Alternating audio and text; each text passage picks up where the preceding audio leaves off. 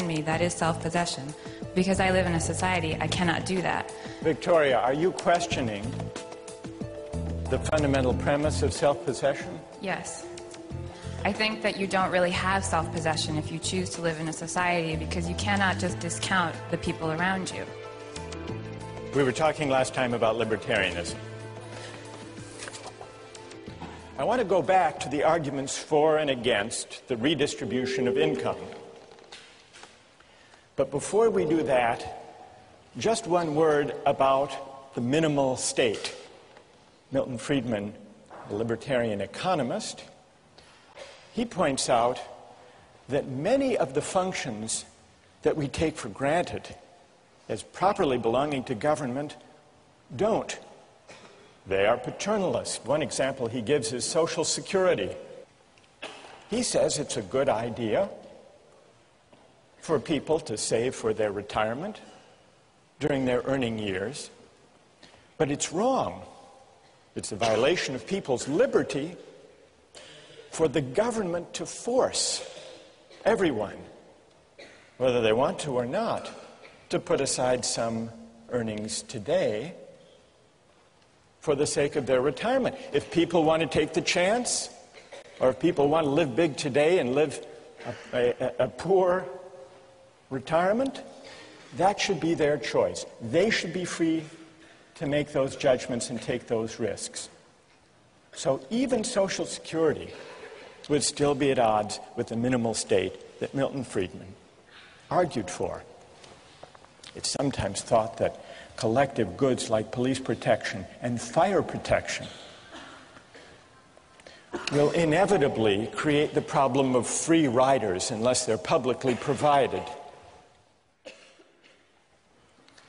But there are ways to prevent free riders. There are ways to restrict even seemingly collective goods like fire protection. I read an article a while back about a private fire company, the Salem Fire Corporation in Arkansas. You can sign up with the Salem Fire Corporation, pay a yearly subscription fee, and if your house catches on fire, they will come and put out the fire. But they won't put out everybody's fire. They will only put it out if it's a fire in the home of a subscriber, or if it starts to spread and to threaten the home of a subscriber. The newspaper article told the story of a homeowner who had subscribed to this company in the past, but failed to renew his subscription. His house caught on fire. The Salem Fire Corporation showed up with its trucks and watched the house burn, just making sure that it didn't spread. The fire chief was asked, well, he wasn't exactly the fire chief, I guess he was the CEO. He was asked, how can you stand by with fire equipment and allow a person's home to burn? He replied, once we verified there was no danger to a member's property, we had no choice but to back off according to our rules. If we responded to all fires, he said, there would be no incentive to subscribe. The homeowner, in this case, tried to renew his subscription at the scene of the fire, but the head of the company refused. You can't wreck your car, he said, and then buy insurance for it later. So even public goods that we take for granted as being within the proper province of government can, many of them, in principle, be isolated, made exclusive to those who pay. That's all to do with the question of collective goods and the libertarians' injunction against paternalism. But let's go back now to the arguments about redistribution. Now, underlying the libertarians' case for the minimal state is a worry about coercion. But what's wrong with coercion? The libertarian offers this answer. To coerce someone, to use some person for the sake of the general welfare, is wrong because it calls into question the fundamental fact that we own ourselves. the fundamental moral fact of self-possession or self-ownership. The libertarians' argument against redistribution begins with this fundamental idea that we own ourselves. Nozick says that if the society as a whole can go to Bill Gates or go to Michael Jordan and tax away a portion of their wealth, what the society is really asserting is a collective property right in Bill Gates or in Michael Jordan. But that violates the fundamental principle that we belong to ourselves. Now, we've already heard a number of objections to the libertarian argument. What I would like to do today is to give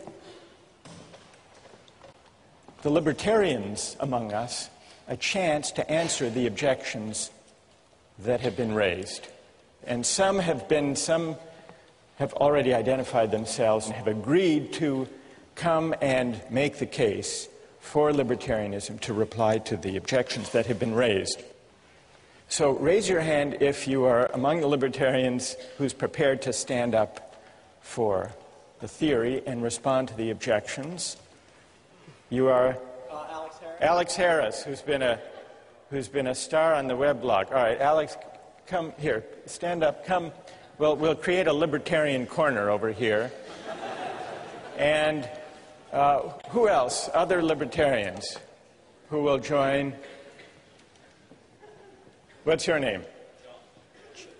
John? John Sheffield. John. Who else wants to join? Other brave libertarians who are prepared to take on, yes. What's your name?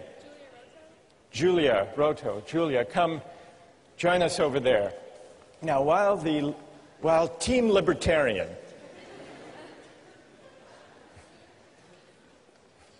Julia, John, Alex, while Team Libertarian is gathering over there, let me just summarize the main objections that I've heard in class and on the website. Objection number one. And here, I'll come down to, I want to talk to Team Libertarian over here. So, objection number one is that the poor need the money more. That's an obvious objection. A lot more than do Bill Gates and Michael Jordan. Objection number two. It's not really slavery to tax, because, at least in a democratic society, it's not a slaveholder. It's Congress. It's a democratic... You're smiling, Alex, already. You're confident you can reply to all of these? So, taxation by consent of the governed is not coerced. Third, some people have said, don't the successful, like Gates, owe a debt to society for their success that they repay by paying taxes? Who wants to respond to the first one? The poor need the money more. All right. And you're? John. John. All right, John. What's the answer? Here, I'll hold it. All right. The poor need the money more. That's quite obvious. I could use the money. You know, I certainly wouldn't mind if Bill Gates gave me $1 million. I mean, I'd take 1,000. But at some point, you have to understand that the benefits of redistribution of wealth don't justify the initial violation of the property right. If you look at the argument, the poor need the money more, at no point in that argument do you contradict the fact that we've extrapolated from agreed upon principles that people own themselves. We've extrapolated that people have property rights. And so whether or not it would be a good thing or a nice thing, or even a necessary thing for the survival of some people, we don't see that that justifies the violation of the right that we've logically extrapolated. Good. Okay. And so that also, I mean, there still exists this institution of, like, individual philanthropy. Milton Friedman makes this argument. All right, so Bill Gates Chicago. can give to charity if he wants to. Right. But it would still be wrong to coerce him. Exactly. To meet the needs of the poor. Exactly. Are the two of you happy with that reply? Anything to add? All right. Go ahead, Julie? I think, Julia, yes. Julia. I think I could also add, okay, I guess I could add that there's a difference between needing something and deserving something. I mean, in an ideal society, everyone's needs will be met, but here we're arguing what do we deserve as a society. And, yeah. And the poor don't deserve the benefits that would flow from taxing Michael Jordan to help them. Based on what we've come up with here, I don't think you deserve something like that. All right, let me push you a little bit on that, Julia. The victims of Hurricane Katrina are in desperate need of help. Would you say that they don't deserve help that would come from the federal government through taxation? Okay, that's a difficult question. I think this is a case where they need help, not deserve it. But I think, again, if you hit a certain level of requirements to reach sustenance, you're going to need help. Like if you don't have food or a place to live, that's a case of need. So need is one thing, and desert is another. Exactly. All right. Who would like to reply?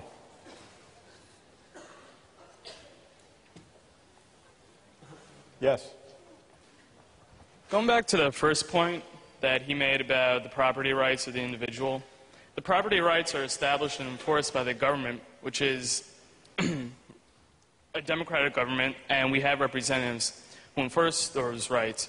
If you live in a society that operates under those rules, then it should be up to the government to decide how those resources that come out through taxation are distributed, because it is through the consent of the government. If you disagree with it, you don't have to live in that society where that operates. All right, good. So, and tell me your name.